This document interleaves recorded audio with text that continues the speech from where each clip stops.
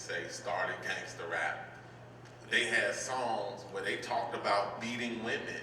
They had songs where they talked about selling dope. They had songs, though, where they said, F the police, coming straight from the underground. A young brother got it bad because he brown. Cause they think because I'm a minority, because you got the authority to kill a minority. So they had variations. I'm very weary when we start talking about banning music, when we talking about banning expression. All I'm saying is, and I want to come back to this time and time again, balance, right? Well, we just had Little Sean with Donda's house, Big Sean, I'm tripping. We had Big Sean come in, he's a little guy. So we had Big Sean come in and speak. And one of the young people in the audience asked Big Sean a question. They said, Big Sean, do you think that your music inspires the prison culture, the prison pipeline of America? And he said, huh? He never even ever been asked that question. He making rap music. Like, I'm with Ye, I'm with Big Sean, I'm with these artists, and I realize that they're making music in a vacuum where they don't even be around people like us.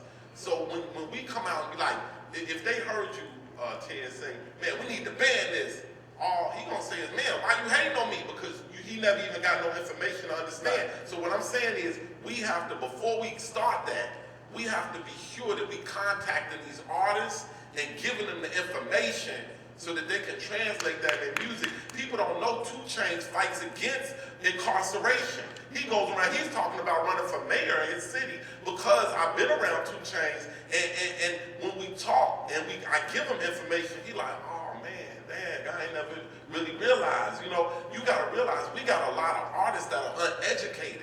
So uneducated artists have uneducated listeners and create an uneducated society and inspire, you know what I'm saying, that. So I'm saying, let's not make it look like we're attacking the artists.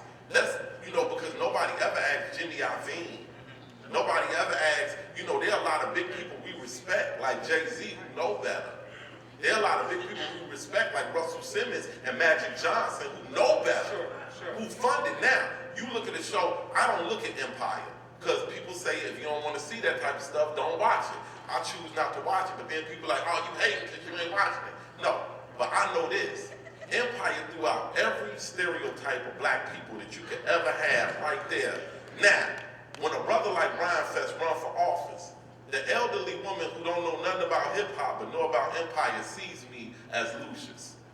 So when I knock on her door and be like, I'm asking for your vote to have creative solutions to common problems in our community, she like, nah, man, you like Lil Wayne, not realizing I wrote Jesus Walks.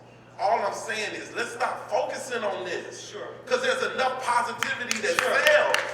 Right, and brother, that we don't focus. And I hear you. And let's give these brothers information because they stupid. Sure. Right. Let me say this though. Right.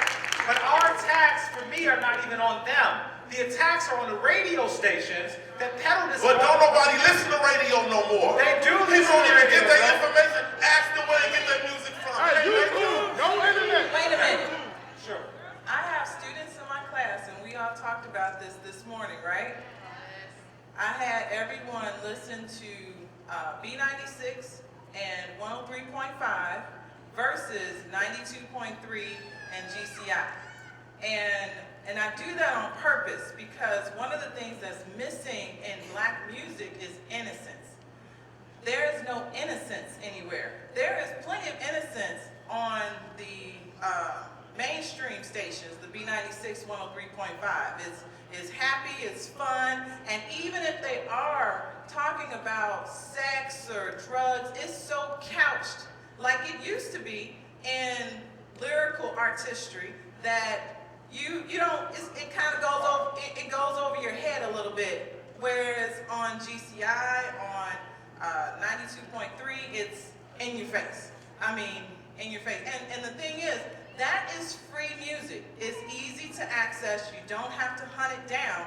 And therefore, it can be consumed very easily. And I have a problem with that because radio stations, in my opinion, have that responsibility. They are catering to an audience.